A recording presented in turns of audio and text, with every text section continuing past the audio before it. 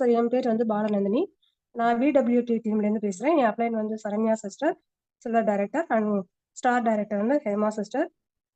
So எனக்கு வந்து ஒரு 2 வருஷமாவே என்னுடைய தொண்டையில வந்து வீங்கி இருந்தது. அதாவது தைராய்டு ப்ராப்ளம்னு சொல்லியிருந்தாங்க. ஆனா டெஸ்ட் எடுத்து பார்க்கும்போது தைராய்டு ரிசல்ட்ல வந்து அது ரிசல்ட் வந்து சரியாவே குடுக்கலன்னு சொல்லியிருந்தாங்க. ஒருத்தர் வந்து தைராய்டு இருக்குன்னு சொன்னாங்க ஒரு டாக்டர். இன்னொரு டாக்டர் வந்து உங்களுக்கு தைராய்டே இல்ல அப்படின்னு சொல்லியிருந்தாங்க. அதனால நான் கொஞ்ச நாளாவே வந்து அதுக்கு ட்ரீட்மெண்ட் எடுத்துக்காமலே விட்டுட்டேன். இது வந்து இவங்க வந்து டாக்டரே வந்து நமக்கு இப்படி சொல்லும்போது நம்ம என்ன பண்றது? சரி எந்த டேப்லெட்டுமே வேண்டாம் அப்படின்னு சொல்லிட்டு நான் வந்து ட்ரீட்மெண்ட் எடுக்கிறதே விட்டுட்டேன்.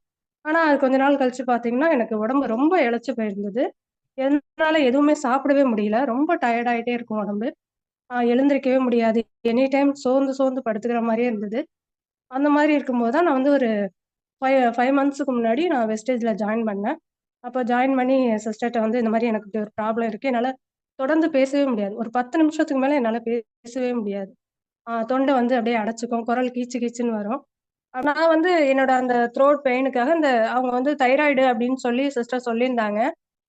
அவங்க வந்து எனக்கு சப்ளிமெண்ட் வந்து ரெக்கமெண்ட் பண்ணாங்க. சிஸ்டர் ஜெயப்ரியா சிஸ்டர்ட்ட கேட்டு. எனக்கு வந்து ganoderma, noni, flax oil, curcumin plus குடுத்திருந்தாங்க. நான் வந்து 3 மாசமா அந்த கேப்சூல் எடுத்துட்டு இருக்கேன். இந்த கேப்சூல் எடுத்ததுக்கு அப்புறம் தான் என்னால இந்த அளவுக்கு பேசவே முடியுது. ஏன்னா, என்னால இந்த அளவுக்கு வந்து கொஞ்சம் தைரியமா என்னால பேசவே முடியாது. நான் யார்கிட்டயும் பேசவே மாட்டேன். அந்த அளவுக்கு யார்ட்ட பார்த்தாலும் பேசணும்னா நம்மளால ஒரு 10 நிமிஷத்துக்கு மேல பேச முடியாது. அப்படிங்கிறதுனாலயே நான் யார்கிட்டயும் ரொம்பவும் பேசவும் மாட்டேன்.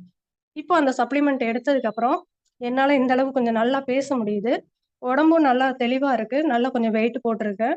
அந்த தொண்டை வீக்கமும் நல்லா குறைஞ்சிருக்கு. அதாவது அதுல வந்து ஒரு கட்டியாவே இருந்தது. தொண்டை வீக்கங்கிறத தாண்டி, அந்த வீக்கத்திலேயே ஒரு கட்டியும் இருந்தது. அந்த கட்டியும் இப்ப நல்லா கரைஞ்சு வந்திருக்கு. அந்த வீக்கமும் குறைஞ்சிருக்கு. என்னோட தொண்டைய இப்ப பார்க்கும்போது, அந்த வீக்கம் இல்லாம ஃப்ளாட்டா இருக்கு. நல்லா இருக்கேன் நானு. இந்த சப்ளிமெண்ட்ட நம்ம எடுத்துக்கிறது மூலியமா, என்னோட உடம்பு நல்லா இருக்கு. நான் ரொம்ப ஹெல்தியா இருக்கேன். யாரும் பயப்படாம இந்த சப்ளிமெண்ட் எல்லாருமே யூஸ் பண்ணுங்க. அதுலயும் இந்த ஃபிளாக்ஸ் ஆயில் வந்து எனக்கு ரொம்பவே சப்போர்ட் பண்ணுச்சு. ஏன்னா லெஃப்ட் சைடு ஃபுல்லா எனக்கு வலி இருக்கும். பேக் சைட்லயும் வலி இருக்கும். ஃப்ரண்ட்லயும் எனக்கு வலி இருக்கும். கைய தூக்கவே முடியாது. வேலையே செய்ய முடியாது. ரொம்ப கஷ்டப்பட்டேன் நானு. ஆனா வெஸ்டேஜ்ல வந்து ஜாயின் பண்ணி நான் அந்த ஃபிளாக்ஸ் ஆயில், நோனி வந்து எனக்கு ரொம்பவே என்னால அத விடவே முடியாதுங்கிற மாரி இருக்கு லைஃப் லாங்கு. அந்த அளவுக்கு எனக்கு வந்து இப்போ எழுந்துருச்சு என்னால நல்லா வேலை செய்ய முடியுது. எந்த ஒரு விஷயத்துக்கும் என்னால பயப்படாம எங்கேயும் ஒரு கொஞ்ச தூரம் நடந்து போணும்னாலே நான் ரொம்ப பயப்படுவேன். மூச்சு வாங்குமே, நம்மளால அவ்வளோ தூரம் முடியுமா? அப்படின்லாம் யோசிப்பேன். ஆனா இப்போ என்னால எவ்வளோ தூரம் வேணாலும் நான் நடந்து போறேன். மூச்சு வாங்குறது இல்ல. நல்லா சாப்பிடுறேன். நல்லா இருக்கேன். தேங்க் யூ அந்த வெஸ்டேஜ் சப்ளிமெண்ட்டுக்காக வேண்டி நான்